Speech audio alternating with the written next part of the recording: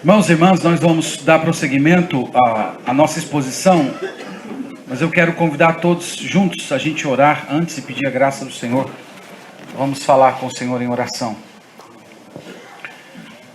Nós te louvamos, ó Deus, por esta manhã. Tu és Pai, Filho e Espírito Santo, digno do nosso louvor. As tuas misericórdias se renovam sobre nós, grande é a tua fidelidade. Nós te agradecemos, Senhor, pela bênção da cirurgia do pastor Sinfrônio. Clamamos que o Senhor o visite com cura, Pai. Certamente nós vamos glorificar o teu nome. E nesse instante, ó Deus, que vamos continuar nessa exposição a respeito desse tema, eu clamo que o Senhor nos dirija, nos abençoe, nos ajude a sermos marcados por amor, por compaixão, por desejo de te conhecer, também com disposição de aprender. Tem misericórdia, Senhor, de nós, desarma os nossos corações de tudo aquilo que não te agrada, dar-nos os ternos afetos de misericórdia que marcam a vida dos remidos. Nos ajude, Senhor, tem misericórdia de nós, me ajude também a ser claro, a ser honesto, e me abençoe, Senhor, e permita que fique no coração desses irmãos apenas aquelas coisas que vêm de ti. Eu oro no nome de Jesus. Amém. Amém. O nosso propósito, dando prosseguimento, irmãos, já adiantando vocês, nós não vamos conseguir terminar essa palestra toda agora nesse momento. A primeira eu consegui dar uma conclusão, mas essa segunda eu vou caminhar com vocês um pouco ao longo da história e você vai ter uma sensação de que provavelmente ficou alguma coisa sem fechar, sem uma conclusão. Mas tenha um pouco de paciência, porque no nosso terceiro momento nós vamos retomar e vamos fazer as conclusões devidas. Nessa parte, o nosso objetivo é dar uma rápida passagem pela história da música. E nós vamos, dentre várias coisas, não utilizar a história simplesmente para nos dar referenciais do que devemos ou não devemos fazer, mas o objetivo é mais descritivo, não prescritivo. Prescritivo são as escrituras, mas é mais descritivo, mostrar como é que os nossos irmãos ao longo dos séculos se relacionavam com esse problema da música, de como ela funciona, como é que ela deve ser utilizada. E nós vamos observar mais como é que eles fizeram isso, e eu vou tentar demonstrar para vocês ao longo da exposição que a filosofia da época, do momento, da geração, ela sempre acaba afetando as artes e, consequentemente, a música. E eu creio que isso vai ajudar a gente a refletir um pouco mais sobre o nosso tema. Então nós vamos começar com um breve histórico da música, com os pais da igreja. E de imediato eu quero te dizer que a maioria dos pais tinha uma visão negativa dos instrumentos musicais. A maioria deles, absolutamente. Então eu começo com uma citação de Clemente de Alexandria, e ele chama os tubos, que seria corneta, estimo eu, alaúdes e danças, de imodestos, desordenados, intratáveis, teatro de embriaguez. Ele declara que esses instrumentos deveriam ser banidos do temperado banquete, sendo mais adequado para os animais do que os homens e para a parte mais irracional da humanidade. Se tiver alguém que concorda com a alegoria de Clemente da Alexandria, está aí um bom referencial para você. E como é que ele retratou os instrumentos? Porque, naturalmente, alguém da igreja de Clemente poderia chegar, mas na Bíblia não fala que o povo dançava, que o povo entoava canções com instrumentos musicais. Ele alegoriza, tentando relacionar os instrumentos musicais ao nosso corpo, chamando o saltério de língua do Senhor, chamando a lira de Espírito Santo e chamando tamborins e danças de alegria da igreja. Então ele pega os elementos e ele alegoriza, como era muito comum dentro da escola da qual ele fazia parte. O segundo nome que eu trouxe foi o Novaciano, do século III, e ele fala o seguinte sobre instrumentos: esforçam para falar com os dedos, ingratos ao artífice que lhes deu uma língua. Mesmo que essas coisas não sejam consagradas aos ídolos, os fiéis cristãos não deveriam observá-los, Pois mesmo se não houvesse nada de criminoso sobre eles, tem em si uma total inutilidade pouco adequada aos crentes. Note que, diferente do Clemente, ele não fala de instrumentos necessariamente profanos, ele até reconhece que alguns instrumentos não são nem profanos em si. Ele simplesmente diz, são inúteis, para nada serve. Tudo que nós precisamos de instrumentação musical já está em nós, de acordo com as palavras dele. O Eusébio.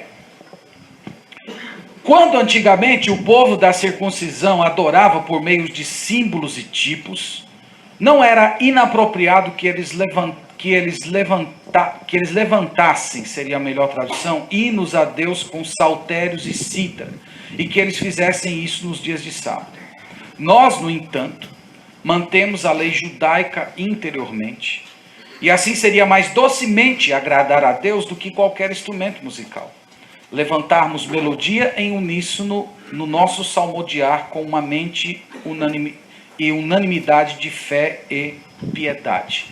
O argumento do Eusébio é o mesmo argumento de alguns grupos reformados, né? Lá em Salvador eu conheço pelo menos um, onde ele diz que o uso de instrumentos musicais tem mais a ver com a dispensação do Antigo Testamento, que seria uma época mais de imaturidade. Agora, vindo Cristo, quando nós não vivemos mais do tipo, mais do antítipo, então nós não precisamos mais daqueles referenciais simbólicos. E dentre os referenciais simbólicos de sombra das realidades do Novo Testamento, está para essas pessoas os instrumentos musicais. Então, o argumento de Eusébio é o mesmo utilizado por alguns grupos reformados. Ambrósio. Salmos estão sendo cantados e você pega o saltério ou o tímpano? Ai de vós! Na verdade, porque você abriu mão da salvação e escolheu a morte.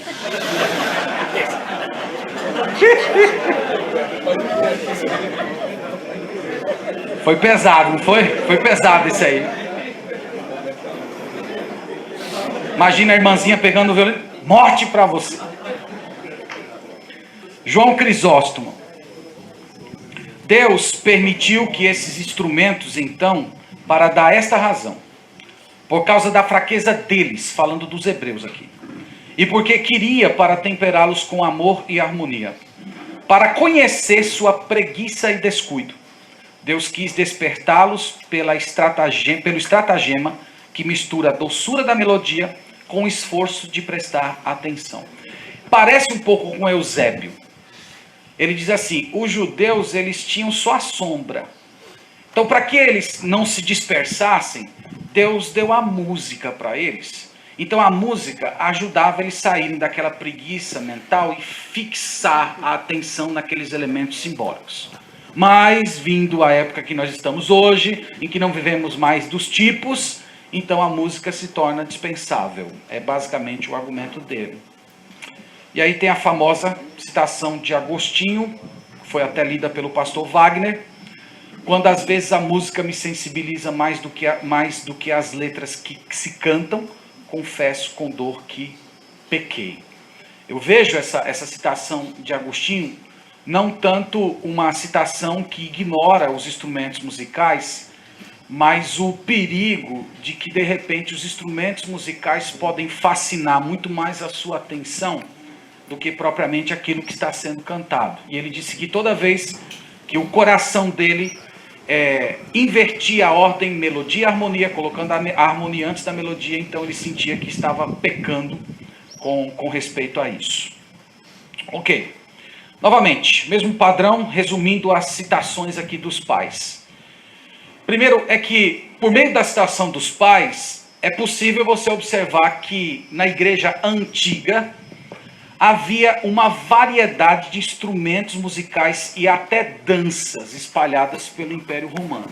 A gente leu a citação de Clemente, onde ele diz que danças e tal deveriam ser banidas do ajuntamento celeste. Então parece haver uma espontaneidade bem exagerada nos cultos, em que eles, sem muito critério, adaptavam a cultura musical da época e traziam para dentro da igreja. Então, quando eu leio um pouco a respeito da igreja antiga, me fica essa questão na cabeça. Então, essa luta dos pais tem essa ideia, irmãos. Eu concordo com o que o pastor Wagner falou do platonismo. Eu acrescento apenas o ponto de que eles também estavam se posicionando contra uma musicalidade que a gente chamaria de mundana. Só que eles fizeram isso, infelizmente, alguns deles indo para outro extremo, falando do total banimento de instrumentos musicais. Mas eles viviam numa época em que a música estava muito relacionada à idolatria e à imoralidade. E às vezes as duas coisas juntas. E alguns deles achavam que era impossível você separar uma coisa da outra, que você trazer um instrumento para dentro da igreja seria o equivalente a trazer imoralidade e idolatria. E por isso eles baniram tudo. Eu não estou dizendo aqui que eu concordo com eles. Eu estou apenas descrevendo. Lembra que essa palestra é mais descritiva do que prescritiva. Uma outra questão também é que é possível que o distanciamento entre o cristianismo e judaísmo, que eu mencionei na palestra anterior, ali pelos idos do anos 70, fez com que a música cristã e o cristianismo espalhado agora no meio gentil, naturalmente os gentios criassem as suas próprias formas de adorar, eles fizessem adaptações da sua cultura. E a gente percebe que os pais, eles estão preocupados, e alguns deles até mais do que preocupados, até indignados com esse fator.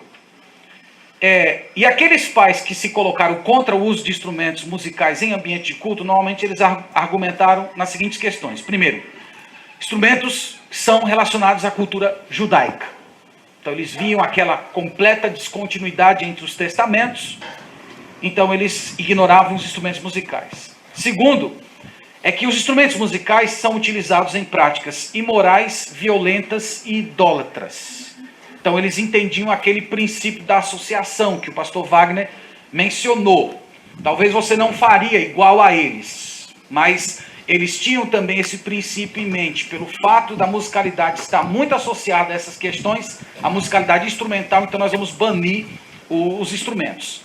E as escolas de origem gnóstica, elas viam a instrumentação dentro do culto imprópria, porque isso eram apenas alegorias de Cristo, da igreja, dos homens e tal. Então, normalmente, eles argumentam em torno dessas questões. E foi assim que eles tentaram viver a música do seu tempo. Caminhando para a era medieval, vai ali do século V até o século XVI, aproximadamente. Nós temos a figura desse homem, o Gregório Magno, que ele institucionalizou o canto gregoriano, tornando modelo para a Europa católica. Então, assim, uma das coisas que o Gregório percebeu, e novamente aqui eu estou descrevendo, estou necessariamente concordando, estou descrevendo, mas o que ele percebeu é que haviam muitas musicalidades, e a maioria delas, na visão dele, não eram boas. Então, qual era a melhor coisa a se fazer? Numa época em que a igreja estava ganhando esse status de se institucionalizar num local, que seria Roma, em uma pessoa, na figura do Papa, então era a hora também de fazer a mesma coisa com a música. E ele instituiu o chamado canto gregoriano, que é uma linha melódica mais simples, sem muita variação, cantada em latim e normalmente por homens. E esse modelo, ele se tornou um modelo que praticamente reinou durante a Idade Média, unificou toda a liturgia da Europa. Os instrumentos, eles eram utilizados ainda na Idade Média, evidentemente, mas os instrumentos eles ficavam mais por conta da música que se chamava profana na época. Que se você ouvisse a música, provavelmente você não ia dizer que era profana, mas era assim que eles chamavam. Teve algumas igrejas que se persistiu o uso de alguns poucos instrumentos musicais em ambiente de culto. Mas o que eu estou falando é que, em termos de regra, o canto gregoriano ele reinou durante todo o período da Idade Média. Ele unificou a liturgia da igreja e impediu dadas as críticas, né, que a gente sempre faz tanta crítica, mas se eu pudesse fazer um elogio, eu diria que uma das coisas boas que o canto gregoriano fez foi impedir que muitas comunidades cristãs que tinham relação direta com práticas mundanas e profanas e que estavam importando isso para a música da igreja, isso colocou uma barreira e educou a música da igreja durante aqueles séculos. Evidentemente, não estou falando isso para falar que eu concordo com tudo que ele fez. A partir do século IX surgem mais algumas maneiras de fazer música na igreja, o chamado cantochão, que são os primeiros modelos de coral, colocando vozes masculinas e colocando pergunta, resposta e às vezes vozes intercaladas. Então, se eu pudesse dizer alguma coisa na Idade Média, é que há unificação de música e há uma forte distinção entre música secular e música profana. E a música da igreja, ela acentuava a diferença entre o clero e o leigo. Então, só os clérigos é que poderiam entoar canções. Isso muda um pouco lá pelos idos do século XI, quando eles começam a sentir a necessidade de ter mulheres, de ter voz feminina no canto. Então eles começam a pegar crianças de 9, 10 anos, que ainda não têm o gogó desenvolvido, e colocando essas crianças para cantar a voz que seria feminina. E alguns desses garotos eles castravam, inclusive, para que essas crianças não desenvolvessem a voz masculina e ficassem cantando com voz feminina o restante da vida. Que coisa triste, né? Coisa triste. Não é para rir disso, isso não é para rir.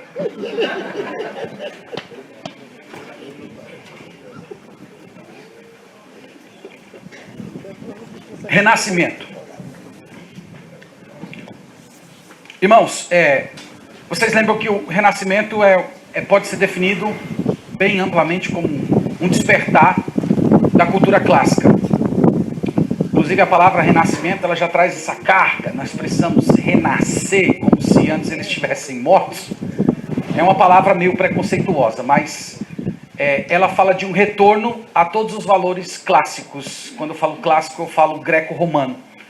Então, naturalmente, o renascimento produz uma espécie de um interesse pela música não religiosa.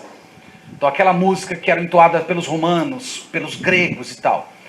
E, naturalmente, os instrumentos é que eles começaram a ganhar evidência novamente. Os instrumentos que ficaram quase que desaparecidos, restritos às festas do quintal de alguém, eles começam a ganhar interesse, evidência e tal. E eles começam meio que ganhar uma vida própria. Antes, o instrumento, quando muito utilizado, ele era um acompanhamento para a voz. Mas, a partir do Renascimento, começa essa tendência de que o instrumento tem uma vida própria e que ele não precisa necessariamente de voz para se expressar, mas ele tem em si valor suficiente para se expressar sozinho. Lembra que a época do Renascimento é a época da Reforma. E a Reforma foi uma grande revolução musical. O uso da Bíblia na linguagem popular, diante da doutrina do sacerdócio do crente, colocou a música nos lábios do povo. Até então a música era entoada na sua maioria em latim, e o Lutero, que era músico, junto com a sua esposa, eles se utilizaram muito da música para promover a reforma. Lutero entendeu isso muito bem, que a música é poderosa e que a música poderia ser um instrumento muito eficaz na transmissão dos valores da reforma. Eu peguei há pouco tempo um inário que foi compilado por Lutero. Irmãos, para vocês terem uma ideia, ele até histórias de mártires, ele transformava em música e ensinava para as crianças. Eu vi uma história que ele contava de 2 boêmios que foram mortos pela Inquisição, e ele colocou tudo em forma de verso, quem eram aqueles homens, o que eles viveram, o que eles ensinaram, o que a Igreja Católica fez e tal e tal. E ele entendeu que a música era muito poderosa para transmitir isso. E aí nós temos o canto congregacional. Mas a questão que eu quero mencionar aqui a respeito de Lutero é essa. Lutero utilizou música mundana. É comum a gente observar, às vezes em argumentações dentro desse assunto, de que o Lutero teria andado nas tabernas, chegava lá na taberna, pedia a sua escola e ficava observando o que é que se cantava lá, e aí ele ia fazendo suas anotações, depois trazia e colocava uma letra cristã e toma espalhar as músicas. Irmãos, esse pensamento assim é no mínimo exagerado. Primeiro assim, é que quando você fala de música mundana, você tem que tomar cuidado para não interpretar música mundana no século XVI nos mesmos termos que a gente interpreta hoje. No século XVI, nós temos uma cristandade. Nós temos os valores do cristianismo, certos e até os errados, ditando tudo o que acontece e todas as facetas da vida da pessoa. Então, até aquela música que se chamava profana no século XVI, era uma música que tinha princípios cristãos, no sentido de ser regulada por valores cristãos e etc. Então, é uma música diferente da música profana, como a gente usa hoje. Então, você não pode utilizar o mesmo princípio. Então, não era exatamente uma música profana como a gente entende hoje. A música era controlada pela igreja. A outra coisa é que, lendo algumas palavras de Lutero, ele fazia sim uma forte distinção entre música sagrada e música profana. Eu trouxe apenas uma citação de uma carta em que ele escreveu para um jovem, que ele diz as seguintes palavras: tome cuidados especiais para rejeitar mentes pervertidas que prostituem esta linda dádiva da natureza e da arte com suas práticas eróticas. Furtem o dom de Deus e o usem para adorar ao adversário de Deus, ao inimigo da natureza e desta linda arte. Então ele fazia distinção e ele sabia que essa arte que foi dada por Deus, e essa é uma diferença entre ele e Calvino, porque ele dizia que essa arte era um presente de Deus aos homens, enquanto Calvino dizia que essa arte era uma arte exclusivamente dos homens. Mas ele dizia que essa arte poderia ser corrompida pelo sensualismo. Pra você ter uma ideia, ele compôs 37 corais. 15 são de autoria deles, 13 são de hinos latinos, 4 são de canções folclóricas religiosas da cultura alemã e uma só de uma canção popular. Então, assim, você dizer que ele importou a música das tabernas para dentro da igreja e usar isso como um argumento de que a gente pode fazer o mesmo hoje, é um argumento, no mínimo exagerado.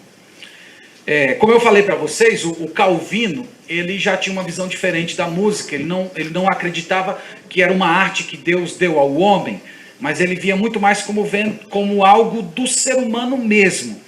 E, segundo ele, por não haver uma ordem direta de que deveríamos usar instrumentos musicais na igreja, na maioria das igrejas que seguiram a teologia dele, elas acabaram não utilizando instrumentos musicais e uma pobreza de arte. Eu não sei se vocês concordam isso comigo.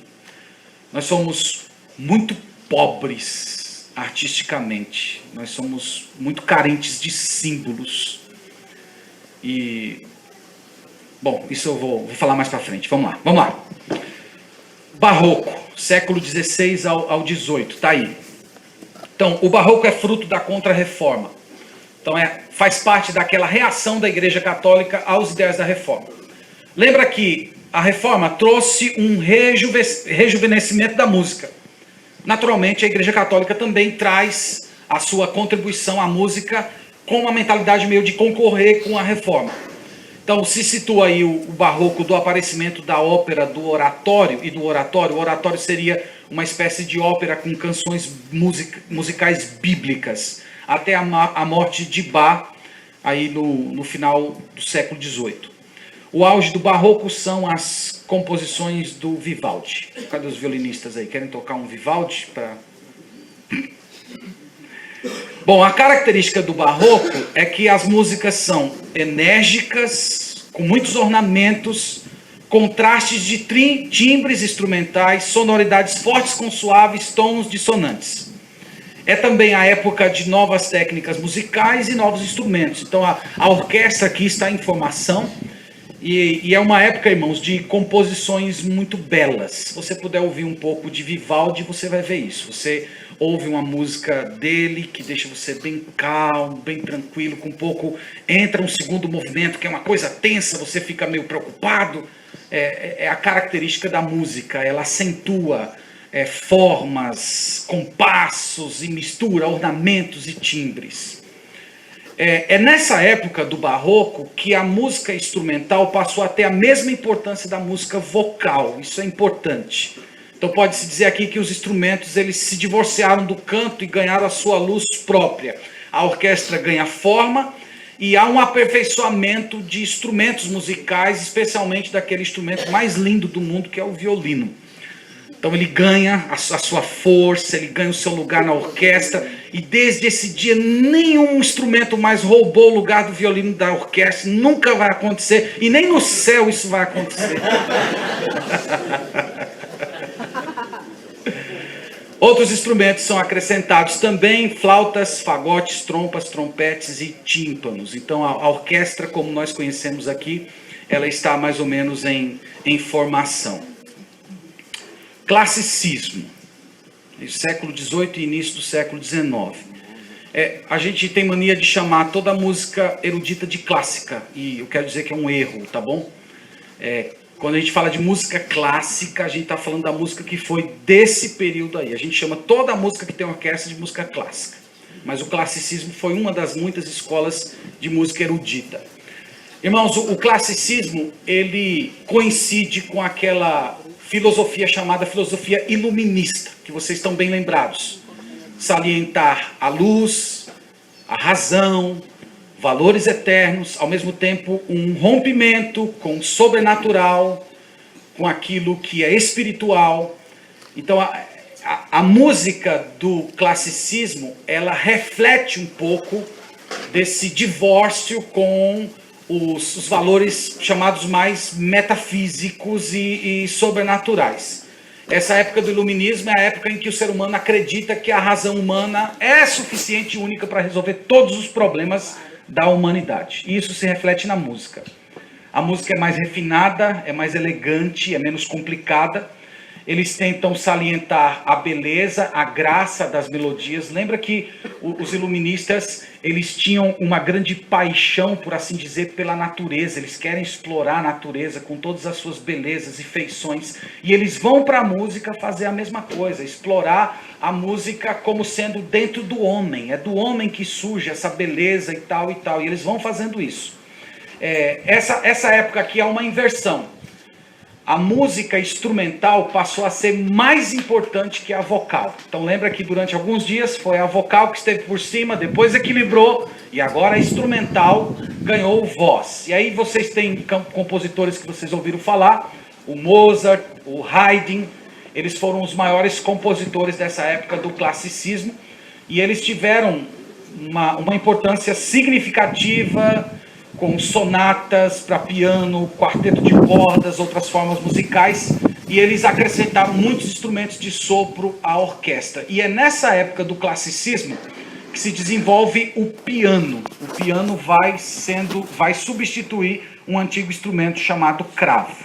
Então veja que o piano, ele surge dentro de um ambiente da música clássica, por assim dizer.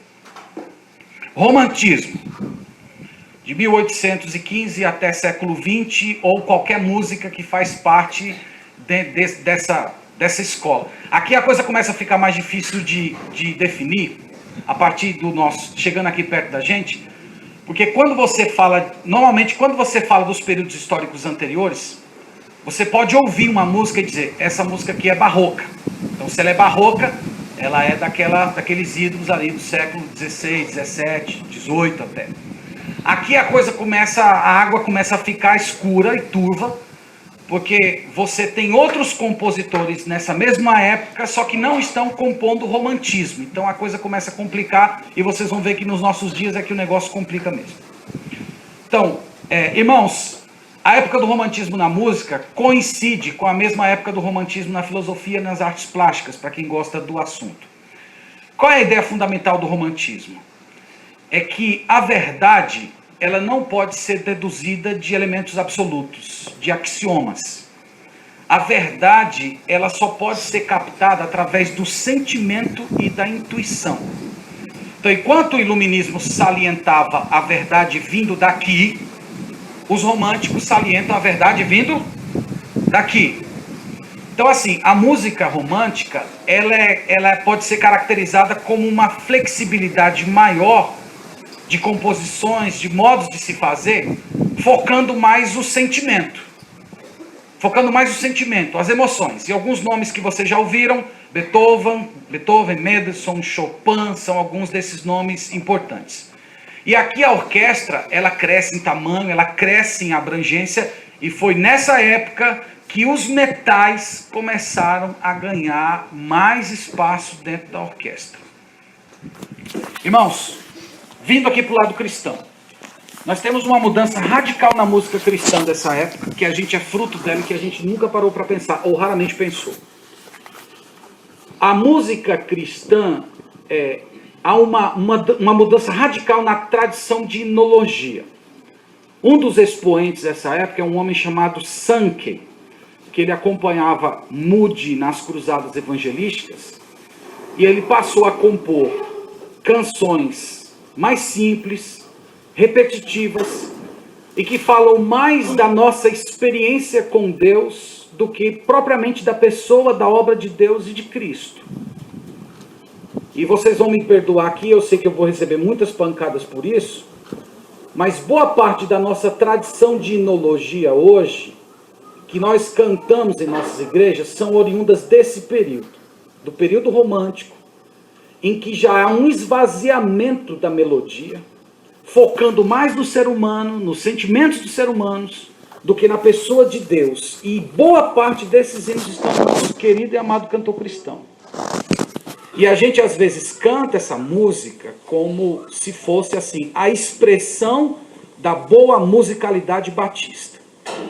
Eu concordo com o John MacArthur, ele fez uma pesquisa sobre esse assunto, eu tive o privilégio de ler, e ele falou assim, que há uma bela tradição de hinos batistas que estão sendo perdidos por puro descuido da gente.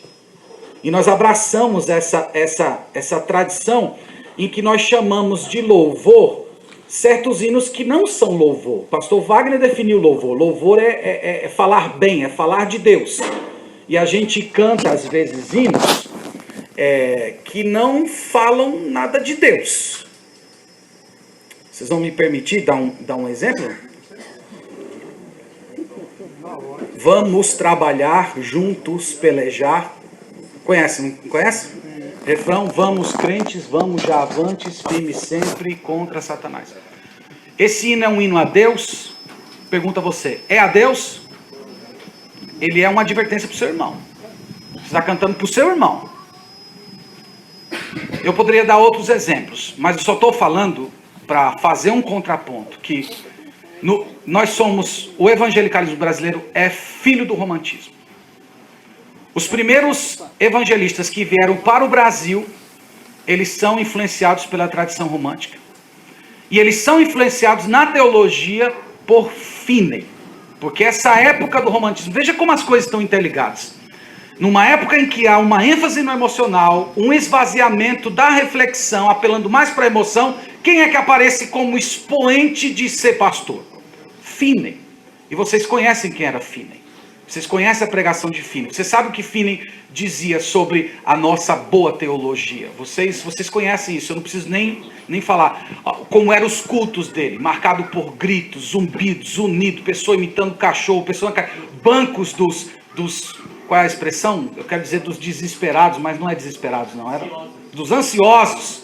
Então, há o que eu gostaria de fazer nessa palestra é justamente isso, mostrar para vocês que quando a filosofia muda, a música muda, e a teologia muda. O Francis Schaeffer mostrou isso muito bem. E nós do Brasil, nós somos herdeiros direto dessa tradição, da música romântica, que fala mais de mim, que fala mais dos meus sentimentos, de como eu me percebo, do que fala mais da pessoa de Deus. E a gente canta isso como se fosse a melhor expressão dos hinos da teologia batista. E não é. Nós temos uma tradição inteira que está sendo perdida por nosso descuido. E ao mesmo tempo, trazendo muitos elementos da teologia de Finney, que vem um enfraquecimento da teologia, um crescimento absurdo de um semipelagianismo em que você diminui a ação do Espírito Santo em convencer o pecador, e você coloca muito mais ênfase na capacidade de convencimento de quem está falando, e utilizando a música para manipular as emoções daquelas pessoas, para que elas chorem, riam e saiam da igreja dizendo que foram tocadas pelo Espírito Santo, quando na verdade não passou de pura manipulação instrumental. Nós do Brasil, nós somos descendentes disso, e nós deveríamos ter bastante atenção disso. Modernismo. Modernismo, outra é pós-modernismo, vanguardismo, é a música que vem da primeira metade do século XX. Se a gente fosse definir música nos nossos tempos, nessa nova filosofia, é a música experimental. É você testar tudo o que você puder. Você pegar até um cano e fazer música com ele. É música experimental. Quando a gente estuda todos os outros períodos históricos anteriores, a gente pode identificar um estilo que caracteriza aquela época. Você pega barroco, tem um estilo que caracteriza. Nos nossos dias, é impossível dizer. Eu perguntasse para você, qual é a música que predomina nos nossos dias? Não tem resposta. Porque nós temos aqui, irmãos, uma mistura muito complexa de tendências que vai desde o jazz até o surgimento da música eletrônica. Então é muita coisa acontecendo. Mas dentro dessa diversidade de músicas tem certas características que eu quero mencionar. Eu acho que é o próximo aí, pastor Rafael. Pronto, melodia. As melodias são curtas e fragmentadas. Em algumas peças, melodia pode ser inexistente. Então veja que isso vai se refletir naquilo que nós chamamos de música cristã. A música da nossa época é música de melodia pobre. Melodia pobre, que não comunica muito, curta, que não produz em você muita reflexão, que você não tenha que se esforçar muito para entender. Essa é uma marca da música da nossa era. Segundo, os ritmos. Os ritmos são vigorosos, dinâmicos, amplo emprego de música sincopada, que a música sincopada é aquela música que acentua o tempo de cima. Então vocês ontem foi lindos, né? Os pastores cantando parabéns, vocês acentuavam a nota forte. Parabéns, você acentuava.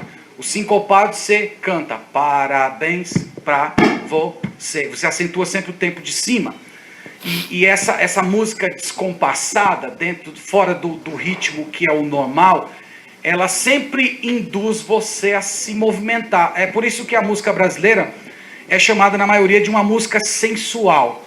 Porque ela sempre tende a acentuar a síncopa e não um tempo forte. Então você pega a bossa nova, por exemplo, você vê que é sempre aquela puxada para cima, e isso acaba dando vontade de você mexer o corpo. Então é a característica da gente. E o timbre. Maior preocupação com os timbres leva à inclusão de sons estranhos, intrigantes, exóticos, contrastes, até explosivos, uso enfático de som de percussão, sons desconhecidos tirados de instrumentos conhecidos. Então você pega o violino, você passa o arco naquela partezinha de trás aqui, sabe, né? Que tem aqui atrás do cavalete, você tira aquele som ali, que é um negócio que incomoda demais, e você tenta fazer música com aquilo. Sons novos, aparelhagens eletrônicas, distorção de sons através da eletrônica e até fitas magnéticas. Já viram isso, né? Ok. Viram, mas não desse jeito, né? Que eu interpretei agora. Tá, vamos lá. Sistematizando aqui os dados.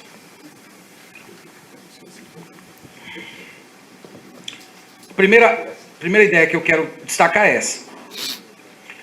Todas as vezes em que há uma mudança na filosofia, altera-se também a forma de conceber a música.